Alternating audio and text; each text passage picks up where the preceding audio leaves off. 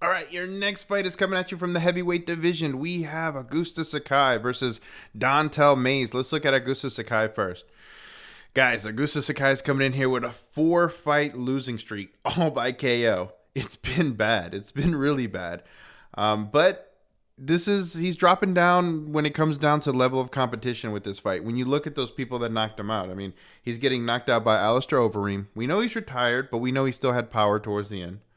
He was getting knocked out by Jorginho Rosenstruck. Easy. I mean, he's a guy with power, right? Tai Tuivasa. We know what Tai brings to the table. And then we're looking at Sergey Spivak, which was a ground and pound finish. That's one thing about Augusto Sakai, that he came in here touted as the man at heavyweight. He's going to make a splash. And then he did some things, but then we found out guy doesn't have a great gas tank, doesn't have the best chin. Can be rocked, can be knocked out. Now let's get down to some manager talk, right? As a former sports agent, when I dealt with MMA clients and MMA fighters, Augusto Sakai has a manager who's sitting there and saying, look, my guy's on a 4-fight losing streak when it comes down to getting knocked out. What do we need to do to fix this up? Augusto, you need to not be so out there with your chin. You need to take less chances. And then you need to go out there and get someone underneath your belt that you can start to build the confidence, because Augusto confidence is a good fighter. He lands big.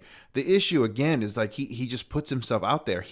It's not necessarily that he lands one to take one, it's that his defense just isn't there. He'll land big, but he doesn't bring his hands up. He leaves his chin out there when he lands. He throws humongous. And his thought is like, I'm just going to hit you and you're not going to hit me and you're going to go out.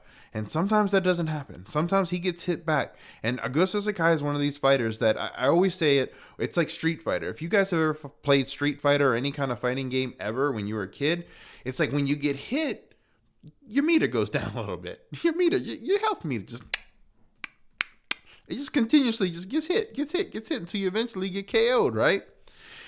Augusto Sakai is that guy. There's some people out there that just get hit, and it's like, all right, I got hit. I'm gonna give you one. It's the way it is. Augusto Sakai gets hit, and that meter just knocks down. And he's also swinging. Meter knocks down, and it's just getting knocked down to the point where if you have someone that's gonna come in here and try to wrestle him, if you have someone in here that's gonna try to shoot a volume game to where he's gonna have to throw big and he's gonna be missing, you're gonna end up getting a tired Augusto Sakai. That's why the manager is trying to say, Augusto, look, we're going to work on your cardio, and we're going to get you a fighter who you're going to win against, because we need to build your confidence back up so that we can make this money, we can make this bread, and we can continue to try to do something in the UFC at least. Now let's look at Dontel Mays. Dontel Mays is coming in here 6'6". He's the longer fighter. He wants to stay long. He knows Augusto Sakai has power.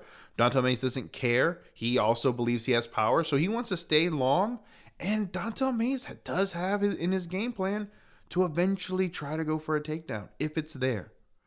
Guys, that's going to wear on the gas tank of Augusto Sakai. That's going to end up killing it. But when you look at Dontel Mays, who's Dontel Mays been fighting? Dontel Mays has been fighting Josh Parisian. We saw him last week not do well. He's been Rocky Martinez. I don't even think he's in the UFC anymore. Losing to Nascimento. And then losing to a 4-0 Ciryl Gane. Ciryl Gane, legit. That was legit, except he lost by a heel hook from Ciryl Gane, who is a kickboxer. And Ciryl Gane that was 4-0 at the time, not the Ciryl Gane that we have today that has all this experience. So, something to note, but still, you look at the level of competition, it's night and day. Augusto Sakai is fighting these great fighters, these knockout artists, the people that he's either going to knock out or get knocked out by. So the 4-fight losing streak does seem to make sense. And then you look at Dontel Mays. I mean, he just went to a split decision with a really great wrestler, by the way. And I don't fault Dontel Mays at all for that. There's some people that will. I will not. I think that was a really tough fight.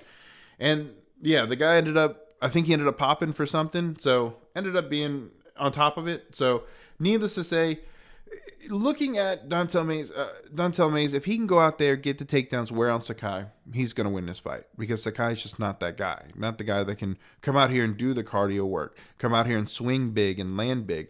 But Dontel Mays, I've also seen in his career where he's been hit, and then there's something, it's like, oh no, I don't want to be here anymore. There's a button in there sometimes that gets pressed.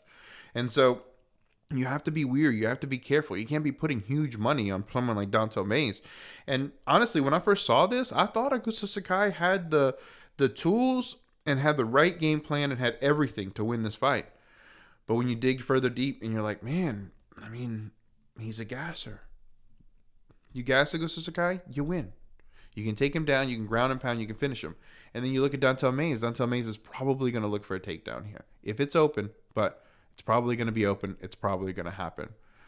Guys, at that point, you have to sort of favor Dontel Mays. But how can I favor Dontel Mays when I know all the bad things about him? And I came in here favoring Augusto Sakai, right? As of today, if you're asking me today, I think Dontel Mays has value here. I want to get further into it. I want to see if he's just going to shoot for takedowns, if he has the right mentality going in, or if he's coming in here cocky. If he's coming in here cocky, then at that point, it's a 50-50 fight. Whoever hits first probably is going to end up winning this thing, or whoever ends up hitting first is probably going to make the other one think about things, and then the accumulation is probably going to come thereafter, and you're going to see a finish. Sometimes that can happen, but in this fight, I see the value in Dontel Mays, and I sort of favor Dontel Mays slightly. Don't tell anyone. Now, if you like the content, be sure to hit the thumbs up, subscribe to the channel, and tell me down below in a comment who you think's going to win this fight. Because Saturday, February 25th is going to be a great day to win, baby. Let's get it.